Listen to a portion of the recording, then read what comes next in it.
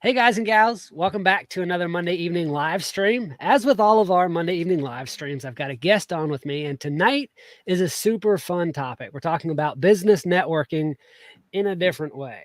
So you'll understand when we get into it. Daniel Andrews is a Columbia, South Carolina native, and he has been officially self-employed for 35 years. 49 if you start with the lemonade stand in front of his house back in 1973. How old were you when you started the lemonade stand? I was 6. It would have been the summer of 73 or 6. 74. That's awesome. I love it. His current role as a coach and convener under the brand name Network in Action shows people how to turn a casual business card exchange into a productive referral relationship. So, Daniel, I know most of us as business owners know a little bit about business networking, and we've been to the local BNI or some kind of networking group like that. What was it that made you try to look at it in a different way and take that to the next level? Yeah, that's a good question. And I think it's really a difference of philosophy and a difference of understanding what really works, right?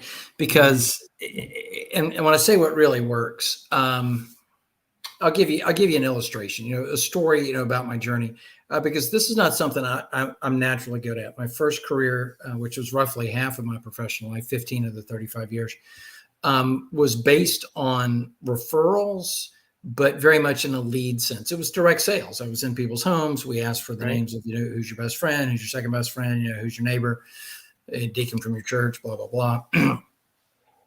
And I mean, those were referrals in the sense that they weren't cold generated or self-generated, but they were still, just based on the fact that I was a nice guy and I was asking rather than any, high level of trust or relationship. And when I switched to B2B sales, which coincided with my move from my hometown, Columbia, South Carolina, to St. Louis, Missouri, I found a lot of difficulty in getting traction. People were excited about the idea. They loved what I was offering, but I couldn't get them to pull the trigger with me. And I realized they were actually going back through their close network, even as far back as high school, and finding people that they knew and had trusted for a long time and would ask if someone could do the same thing I did, which left me on the cold. I was the one who brought the idea.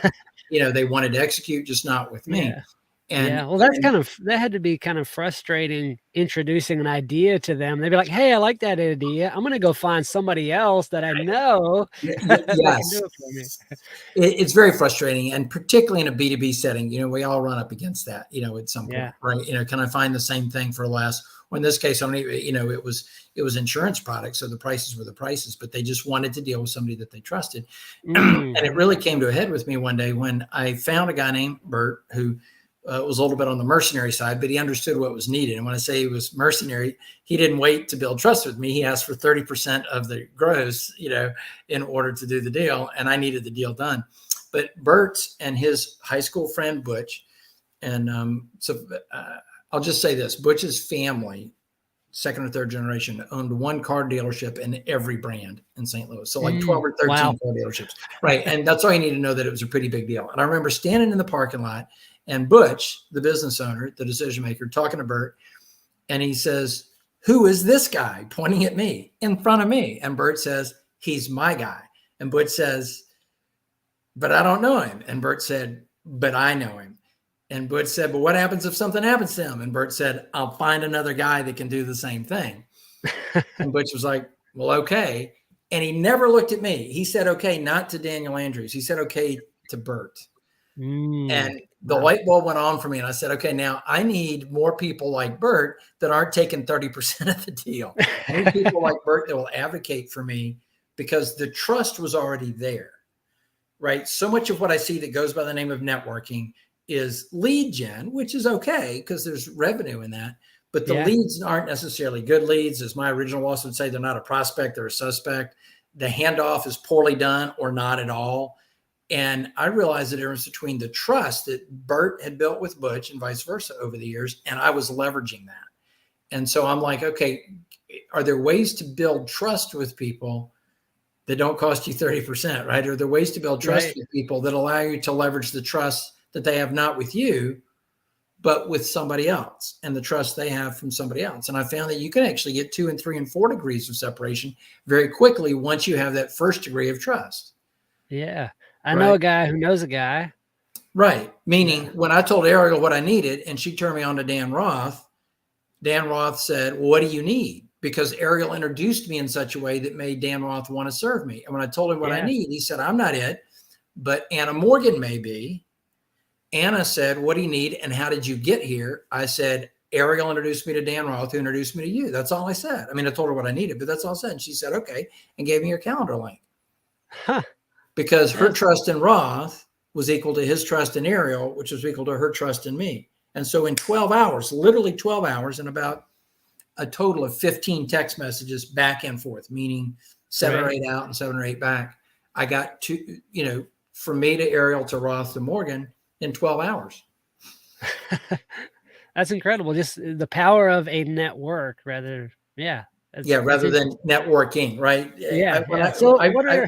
I refer to network with a noun because networking refers to whatever you think it does. Whatever you've done in the past that feels like networking or a networking group or a networking event where relationships aren't truly being built. And I'm not going to argue definitions with you, but network as a noun, I build networks. I don't go out networking. Gotcha. I'm not a master at networking. I'm a master at building networks and building that's a really powerful distinction there. Let's get into talk about some of the shortfalls of how people traditionally do networking as a verb, and like how do most people go about it, and why is that not effective? Sure. There's two principles primarily at stake. Maybe it's two parts of the same principle. People don't have a method for building trust. And so sometimes they skip over it, and I'll kind of back up a little bit. Someone that I have a lot of respect for, Ernie Flormata, who's on LinkedIn. You can find him. Great guy, genius, charges a lot of money for his time and talent. He's a very, very good guy. And he said the $5 question is, will you buy from me? The $50 question is, who do you know that will buy from me? The $500 question is, who do you know that knows a lot of people that will buy from me? And I certainly believe that's a true statement. And I think other people get that, but they don't get that you can't ask any of those questions right off the bat. I have literally been at events where the first time I met somebody, they said, who do you know that needs what I do? And I'm sitting here thinking, I don't know that you do a good job at what you do. Right. I said, I'm thinking, ma'am, you've never asked me how I feel about you. Never asked me how I feel about the org you rep. Never asked me how I feel about what value proposition you're offering from the org. I said, you never even asked me how I feel about your husband, who's the one that introduced us. Now, I happen to like him and think he's a nice guy, but she never qualified any of that. She went straight for, I bet a lot of people, know what I've got. And I said, I bet a lot of people I know might need what you've got. Well, she said, they won't know about you unless we build a relationship first. Right. I'm like, you are way ahead of the curve here. Yeah. And, 8 months later, she's no longer with that org. I don't know if it's because of poor sales. She did something else, but I would have hated to build her up as the expert on something just to have her leave. Right. I mean, I test people. I don't want to say I test, but I'm looking for, do I want to hand people off to you? Because my reputation's at stake. If I hand somebody off to you, Ken, and you do a bad job, then it makes it that much harder for me to introduce anybody else to the person that I introduced you, right? If Fred comes to me and says, I need somebody that does what Kenny Ish does, and I say, talk to Ken, and you flub it or you don't follow up or the deal goes south, the next time number one, he might not come to me ever again, but the next time he comes to me or I go to him and say, hey, you need to meet Susie Q. He's gonna be like, I don't know, Dan, that last one didn't work out so well. So it's interfering with my ability to serve him and my reputation with him. So I've got to make sure you're referable. So you really have to kind of narrow down your network, or at least find the quality people that you trust that do good work. Correct. I'd like to think I'm always expanding my network, but I am narrowing it down from my contacts, right? When I say network now, this is what I mean by that. Your network is the person that will answer your call. Just because you are in their phone doesn't mean they will answer their phone, right? Or accept a referral from you without any questions asked. Now, I still might need to explain what this person does, but I don't have to go through a resume, right? If I told you, Ken, we've known each other enough that if I said, oh, you need the thing? I got a guy that does the thing. You wouldn't be like, what's his resume? You would go directly and talk to him or her because you would know that I'm not messing around with this, right? So I want to expand my network, but I'm definitely culling it from the number of contacts. Yeah. So how does how does somebody go about creating, like first time you meet somebody in say one of those networking Sure. events, That's where you meet how do people. you go about building faith or like, becoming somebody that they know, like, and trust and know does good work? Right. Even, you know, I do good work, but most people at those networks have never met me. So how would I introduce myself and go about creating that trust factor? That's excellent and question, and I do have good answers for that. Right, we all know how to build trust with people that are prospects and could become customers. Right, you qualify Right. them, and you get them to acknowledge that they're qualified as a prospect. Then you prospect them, then you, and I hate the word pitch, and then you close, and then you onboard, and then you retain. Now, hopefully, those produce some referrals. Whether or not somebody's maximizing that potential is a whole nother conversation for another day.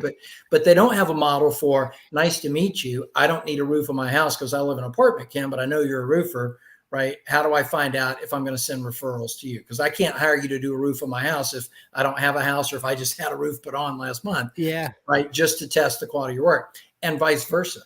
Meaning I'm trying to build trust in them, but they're trying to build trust in, I'm making sure that they know they're trying to build trust in me. And the first is asking better questions.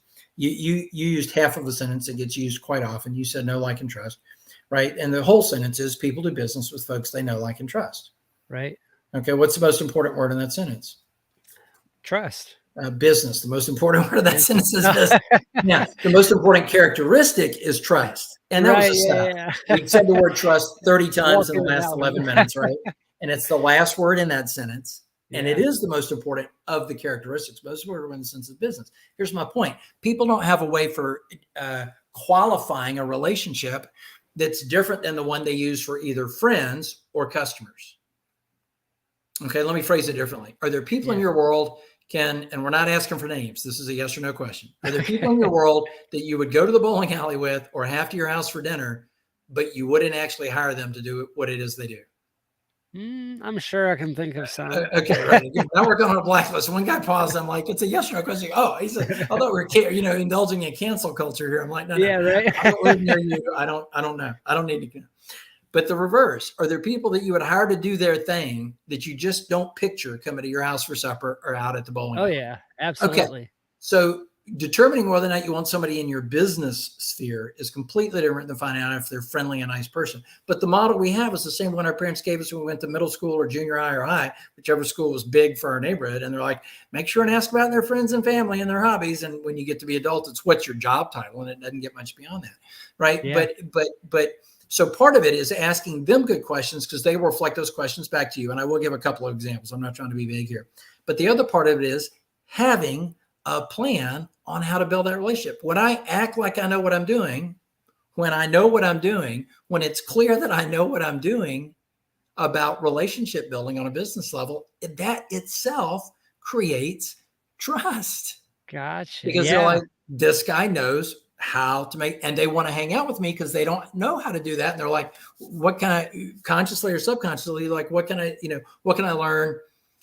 What's going to rub off on me if I hang out with this guy? Right. If I bring Yeah. That makes value sense. to every conversation, whether it's a lead or just a resource or a piece of insight, like you and I joked, we're joking a little bit, but you're like, oh, that's pretty profound before the thing started. Right. If I bring something like that to every conversation, that's retain. Okay. So there's a lot of questions that could be asked. There's two that, in my opinion, must be asked. Two that must be asked. And I'll put these out there and hopefully people can get a replay or there's a transcript or something, or you can go to my website and get in touch with me and I will send you these two on a PDF.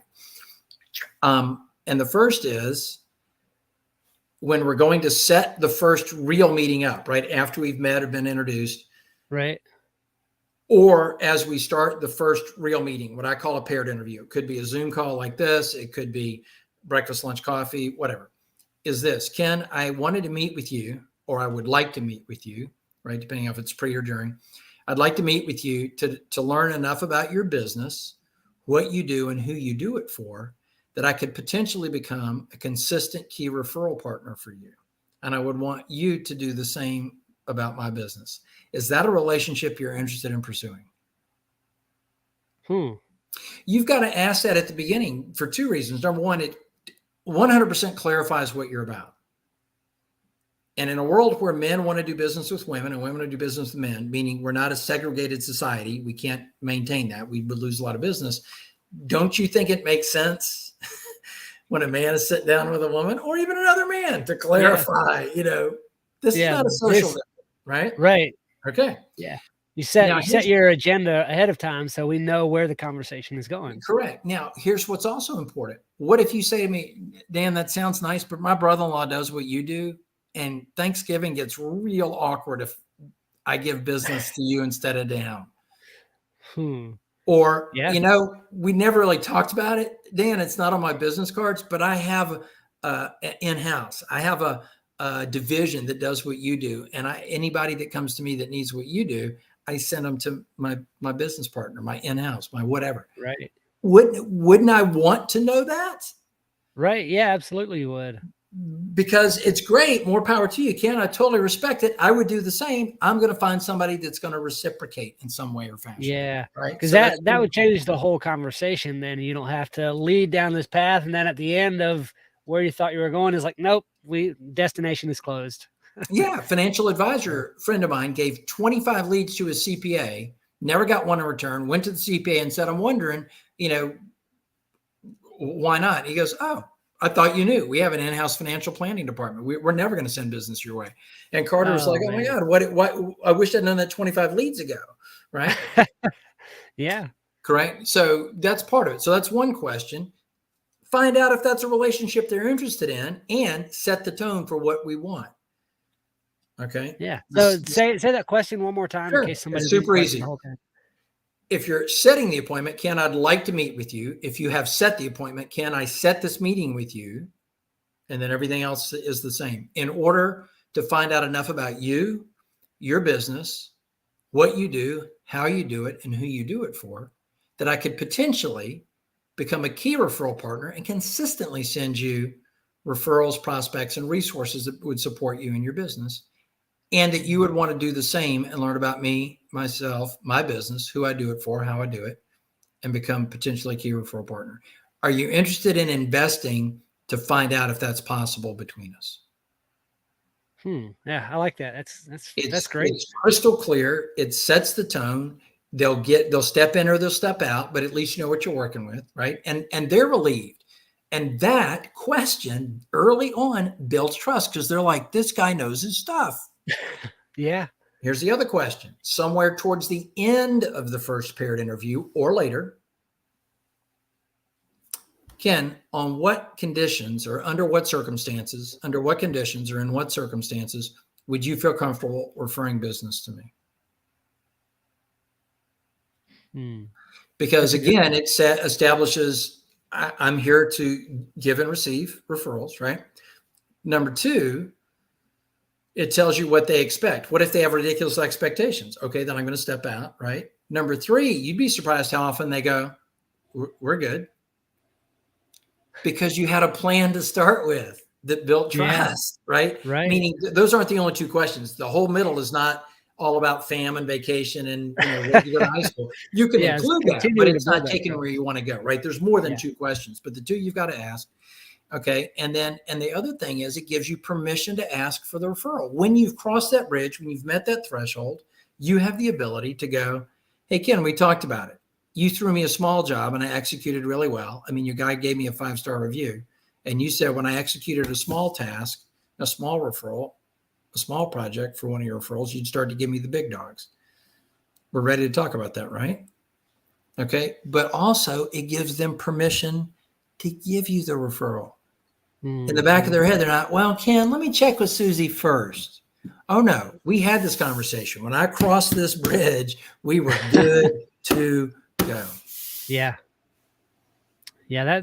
That's those two questions really set an agenda and I mean, it leaves no ambiguity about it. Like you can build a friendship outside of that or around that, but it saves yourself from trying to build a friendship when the business relationship isn't going anywhere.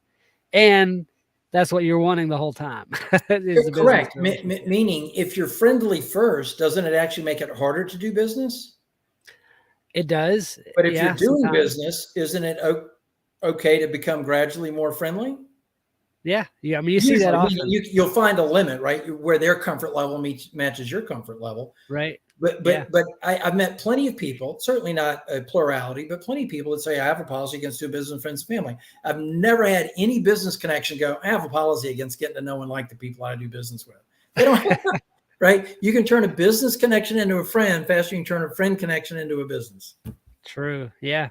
People often, it's interesting how, that saying people do business with people they know, like, and trust.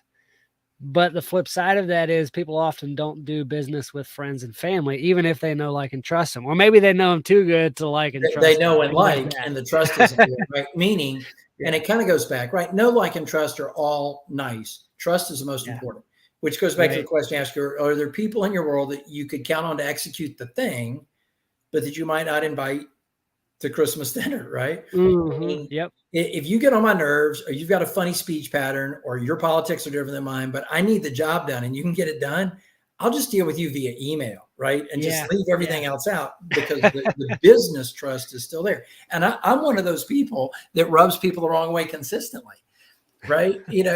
My wife's like, why do you get so many texts instead of phone calls? I said, have you met There's me? a reason. Right. I've fashioned my persona so people don't call me. No, I'm not saying that, because that wouldn't be I know. authentic for you. Right. But the point is that they know that I don't, whatever it is they're asking me, I will either give them, good referral, good advice, a quality resource, whatever that is, or I'll admit that I don't know. Right. Mhm. So even when the Yeah. personalities rub, they still get lots of pings from people that know they can count on me. And this is what's interesting, is the number of referral requests I get for quality resources from people that belong to leads groups, because they can't trust the connections in their leads group to be quality, because those are focused on how big can we get, not how good can we get. Right. Yeah. So let's go back in time just a little bit.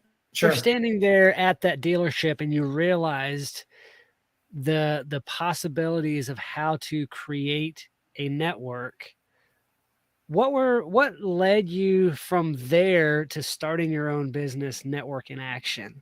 Like what Okay. what was kind of the progression of things there? That's a good question, and I get it on almost every paired interview I hold, not in a casual, superficial way. People go, "What? That's a career path I don't often hear." Right? So this Yeah. comes up a lot.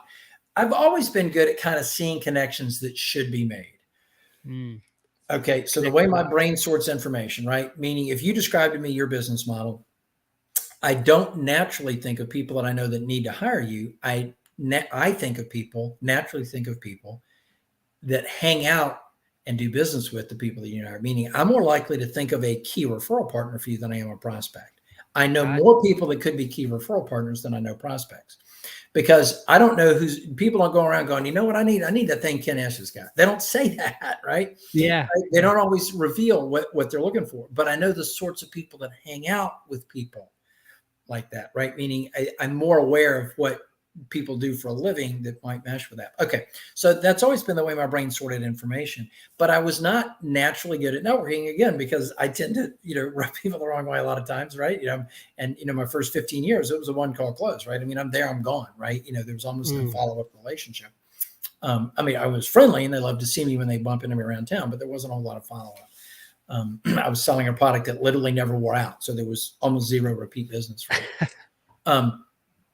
Which is kind of a limiting business model, clearly, but at any yeah. rate, Yeah. it worked out There's a well for reason that 15 years. At any rate, tech yeah, companies build what do sure, you call it, where their phones and stuff die after a couple of right. years. Planned obsolescence, no planned Yes, obsolescence that's the here, right? word. Okay, so having said that, I ended up encountering a model where pushing people together, right, creating the right introductions, quality, right, quality over quantity already made sense. But because I had to learn the roadmap kind of on my own. Now I found a mentor or two, right? But I didn't find or read a book on it. Somebody didn't guide me along the path, right? This seminar, this trial and error, this handout, this. I cobbled together all these resources from a bunch of different places and made it into a roadmap. And again, my brain naturally sorts who they should meet. But as far as giving people the roadmap on how to build trust and turn that into a profitable relationship, didn't come naturally to me, which makes me a good teacher. If you 'Cause you had want to somebody learn to it show for you yourself. how to do something you're not naturally good at, don't find somebody that's naturally good at it, because they don't know how to tell you the It difference between when Yeah, they used to suck and when they got good. They were always right. naturally good at it. Yeah. It's interesting that you bring that up because I have a friend who recently started a handyman business. I mean, I say recently within the last 5 years. Mhm. And he started a YouTube channel talking about how to build a handyman business. And he did really good at explaining the things and talking about how to learn the work and find people who need the work and all that. I've been in construction my whole life, and I'm like, because I've always done it, I don't know how to tell people what they need to know to do the thing. So Right, yeah, because what you it's say there is somebody who's not naturally good at it is the best teacher because they had to go learn it themselves. Mhm. And they know the difference between, they know what the modules are, for lack of a better word, right? Right. You have to master this concept, or you have to understand this concept, or you have to get a grip on this. And the Mm, biggest thing that I have that I find, I don't want to say the biggest thing, I focus primarily on helping people understand why building trust at one degree, which is really all you can build trust, echoes so quickly, right? Meaning it's not right. If I dated one sister and broke up with her and her other sister wanted to date me, I'm pretty much starting over. I might even start behind the eight ball, depending on what they've said to each other, right? yeah, yeah, But right. but this is business. This isn't personal relationships, right? And the ability to go from Dan Andrews to Ariel Lee to Dan Roth to Anna Morgan in 12 hours, right? Without any relationship building on once I got past Ariel, right? It was the relationships that pre-existed that Yeah. allowed me to stepping stone that the metaphor I use is a relay race, right? Gun goes off, first runner comes around the track. When the runner comes around the track to hand off the baton, what is the second runner already doing? He's already running. Already running. They don't even look back. They put their hand back, but they don't look back. They don't stop and go, is this a baton? Is this the official baton? Is this the one that my guy had a minute ago? Oh, wait, I need to be running, right? Yeah. They look back and take it, and they are booking it. They are almost at full speed when the handoff happens, Mhm. right? And the fourth runner could have been in the locker room fussing with a shoelace when the gun went off. And that runner comes out and doesn't meander over to the track and check with the coach and make sure that runner looks for the people wearing the same jersey he's wearing or she's Yeah. wearing, right? Jumps onto the track, reaches for the Off for the baton, races. and humps it around the track. And when they get to the end, the judges don't pull the baton out and make sure it was the original baton, right? This ain't baseball where they're looking for pine tar, right? Right. Right. Right. Where they Yeah. check the inflation of the football at the end of the game to make Mhm. sure Yeah. wasn't it Brady? Brady wasn't cheating, right? Right. Pulling that one out. The trust is there already. Yeah. And you Yeah, can for hand it sure. from person to person like a baton, and it doesn't take any time. Yeah. So in growing the business that you when that light bulb went off and you went through growing the business, were there some guiding principles that helped you stay the course that you originally set out? Or like, because if we don't have principles or kind of a guiding light to keep us on the track, oftentimes we can go out in different directions, or we don't do things that are true to how we believe and how we want to show up in business. What were some of those guiding principles for you? I would say win, win, win, or no deal, right? Particularly in, Mm, in the world of referrals, right? yeah. Some people say win, win, but I say win, win, win, or no deal. And what I mean by that is, I have people, a lot of my clients pay me an annual retainer up front. Some pay monthly or quarterly. But because I invest so much in them in the first year is contractual, right? Regardless of how they're paying me, I'm going to get paid my first year's retainer. And after that, we can discuss whether they want to go to monthly, quarterly, or pay year by year after that. But I have taken people halfway through their commitment to me and given them all of their money back, going back to the beginning of the year, and said, it's not working. And it's not even a question necessarily of them not doing good work. I'll just give one example because I'm talking to a lot of people. Well, I got to be careful because some of my friends might be seeing this. Somebody in the trades had come on board my community and had done work for a woman whose husband is a GC, but they gave up on doing the hard labor and they flip houses. But he knows good work from bad work, right? Right. So they call this guy. They need him to do two things. Again, it'll be super vague.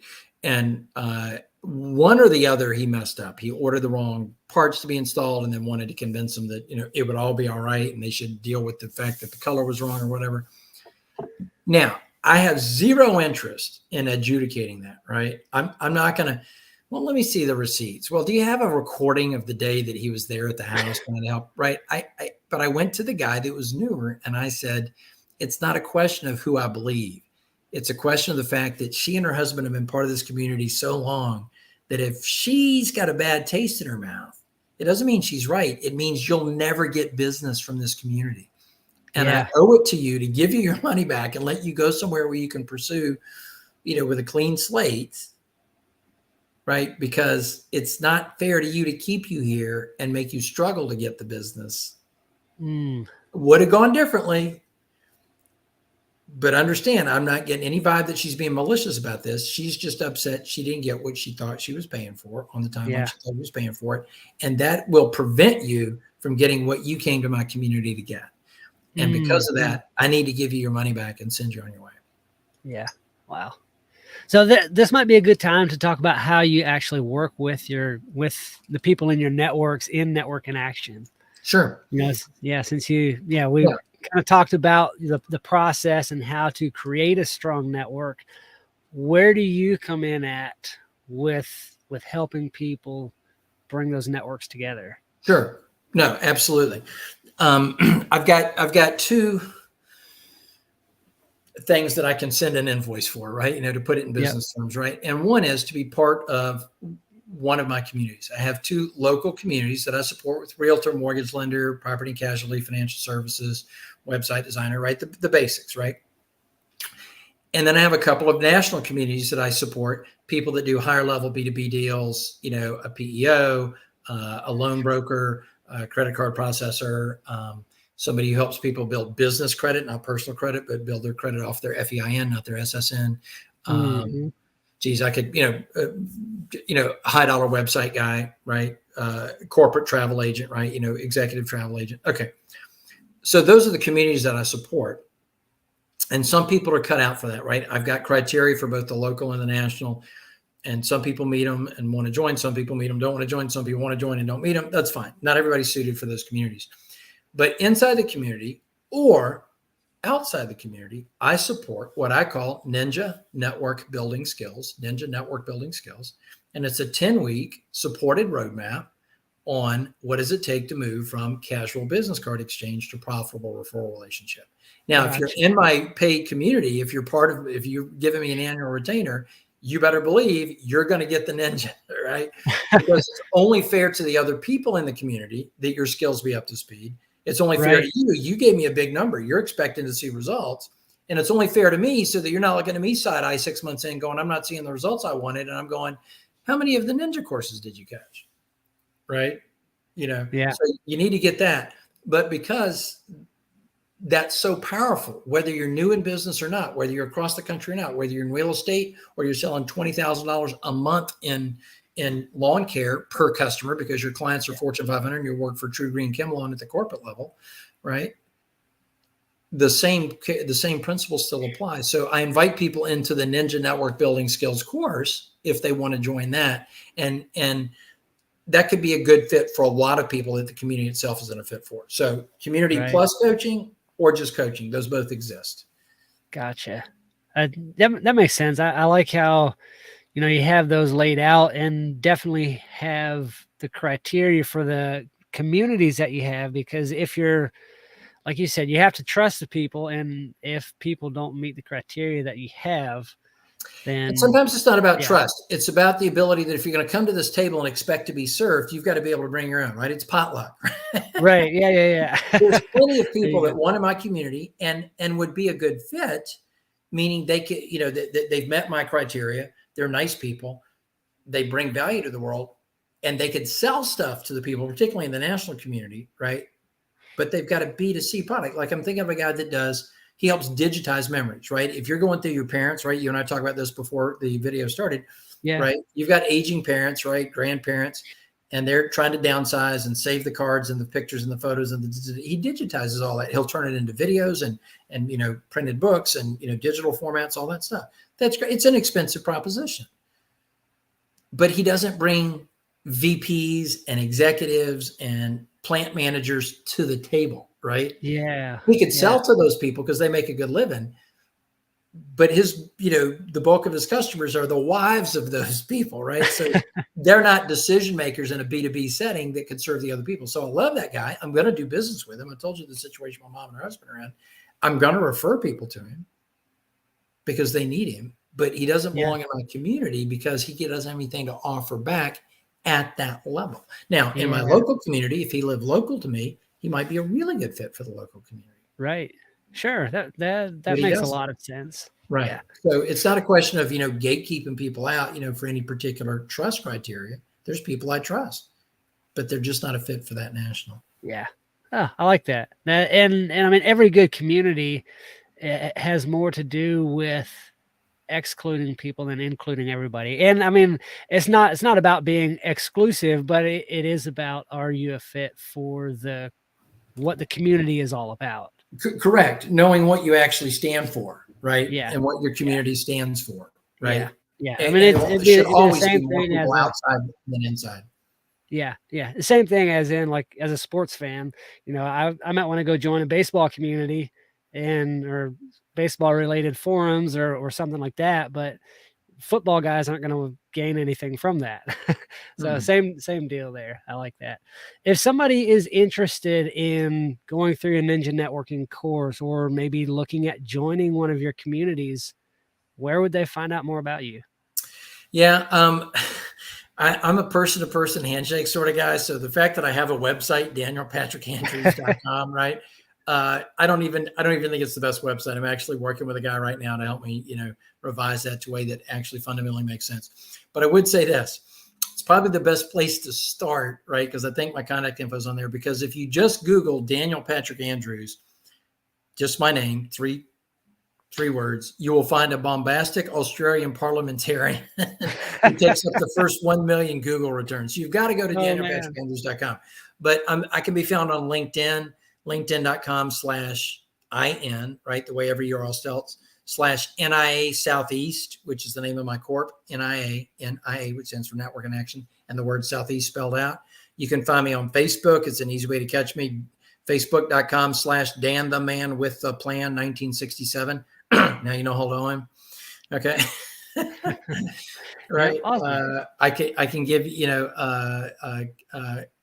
what's it? tidycow.com/Daniel Patrick Andrews. There you go. Maybe it's Daniel P. Andrews, but I think it's Daniel Patrick Andrews, right? Or Daniel P. Andrews, right? Daniel P. Andrews at outlook.com. All of those will get you to me. Okay. But yeah, and in those cases, I would schedule a short phone call to see if it's even could be the right fit. And from there, I'll probably schedule into a phone call with a business partner of mine, a woman named Natalie, who has more time open on her calendar to have the conversations about whether or not people belong in the community and in the Ninja, and is actually, as qualified as I am to make those decisions. She understands what it's all about. And there's more time available on her calendar to have those conversations. But start with me, 15, 20 minutes with me. If you go on Eventbrite, I'll get it over to you. You'll post it in your community. But Eventbrite, a couple times a month, I do a 25-minute webinar called Low Value Networking versus High Value Networks. And it's about 25 minutes, but it really explains the difference between this community and this community and this community and this community, what they stand for, what they tend to stand for. But they can all be divided into 4 categories. Yeah.